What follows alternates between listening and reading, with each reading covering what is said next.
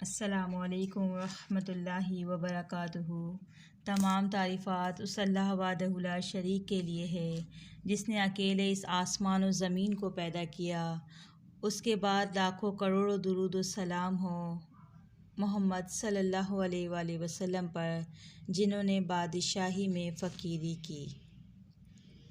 یا ایھا الذین آمنوا لا تبطلوا صدقاتکم بالمن والأذى كالذي ينفق ماله رئاء الناس ولا يؤمن بالله واليوم الآخر فمثله كمثل صفوان عليه تراب فأصابه وابل فتركه صلدا لا يقدرون على شيء مما كسبوا والله لا يهدي القوم الكافرين۔ یہ سورہ بقرہ کی آیت نمبر 264 ہے۔ اس کا ترجمہ ہے: اے لوگوں جو ایمان لائے ہو، اپنے صدقات احسان جتا کر اور دکھ دے کر اس شخص کی طرح خاک میں نہ ملا دو جو اپنا مال محض لوگوں کے دکھانے کو خرچ کرتا ہے اور نہ اللہ پر ایمان رکھتا ہے نہ آخرت پر۔ اس کے خرچ کی مثال ایسی ہے جیسے ایک چٹان تھی جس پر مٹی کی تہ جمی ہوئی تھی۔ اس پر جب زور کا مینا برسا تو ساری مٹی بہہ گئی اور صاف چٹان کی چٹان رہ گئی۔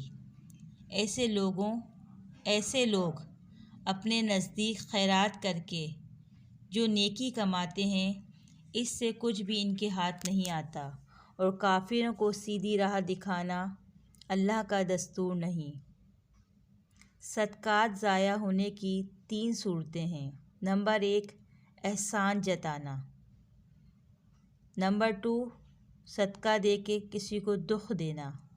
نمبر 3، ریاکاری کرنا، دکھاوا کرنا۔ جو لوگ اپنے مال اللہ تعالیٰ کی راہ میں خرچ کرتے ہیں اور خرچ کر کے احسان نہیں جتاتے اور نہ دکھ دیتے ہیں، ان کا اجر ان کے رب کے پاس ہے اور ان کے لیے کسی رنج و غم کا موقع نہیں۔ یہ سورہ بقرہ کی آیت نمبر 262 کا میں نے آپ کے سامنے ترجمہ پڑھا ہے۔ اسی طرح سورہ بقرہ 263 میں ہے: ایک میٹھا بول اور کسی ناگوار بات پر ذرا سی چشم پوشی اس صدقے سے بہتر ہے جس کے پیچھے دکھ ہو۔ اللہ تعالیٰ بے نیاز اور بردبار ہے۔ انسان غریبوں کو صدقہ دیتے وقت یہ بات ذہن میں رکھے کہ یہ اللہ کا احسان ہے کہ اس نے مجھ کو دینے والا بنایا، لینے والا نہیں بنایا۔ یاد رکھیے کہ اپنے رشتہ داروں اور غریبوں کے اوپر مال خرچ کرنا ان پر کوئی احسان نہیں، کیونکہ مالدار کے مال میں غریب کا بھی حق ہے، اور ان پر خرچ کروا کر اللہ تعالی ہمیں موقع دیتا ہے کہ ہم آخرت کے لیے اجر و ثواب سمیٹیں۔ اسی طرح سورہ روم کی آیت نمبر 38 ہے۔ ارشاد باری تعالیٰ ہے: پس اے مومن، رشتہ دار کو اس کا حق دو اور مسکین اور مسافر کو اس کا حق۔ یہ طریقہ بہتر ہے ان لوگوں کے لیے جو اللہ تعالیٰ کی خوشنودی چاہتے ہیں، اور وہی فلاح پانے والے ہیں۔ سبحان اللہ۔ لیکن صدقہ کتنا خوبصورت نیکی ہے۔ ایک تو رب العالمین ہمیں دے رہے ہیں، اور پھر جب دینے کے بعد ہم وہی مال جب ہم اللہ کی راہ میں خرچ کرتے ہیں تو اس کے بدلے میں اللہ تعالیٰ کتنا بڑا چڑھا کے اس صدقے کو ہمیں دیتے ہیں۔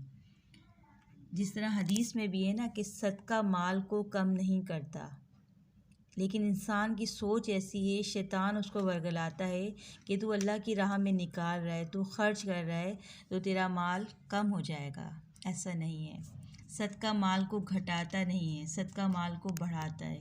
تو لہٰذا جب تک زندگی اللہ نے مال دے رکھا ہے تو اللہ کی راہ میں خرچ کرتے رہیں، یہ سوچ کر کہ یہ مال میرے دنیا میں بھی کام آئے گا اور آخرت میں بھی۔ وہی ہوتا ہے جو لوگ اس مال کو سمیٹ کے رکھتے ہیں تو پھر وہ مال ان کا اس طرح نہیں تو کسی اور طرح سے نکل جاتا ہے، بیماریوں میں، کسی بڑے حادثے میں، کسی اور وجہ سے وہ مال ضائع ہو جاتا ہے، کیونکہ وہ اللہ کی راہ میں خرچ نہیں کرتے۔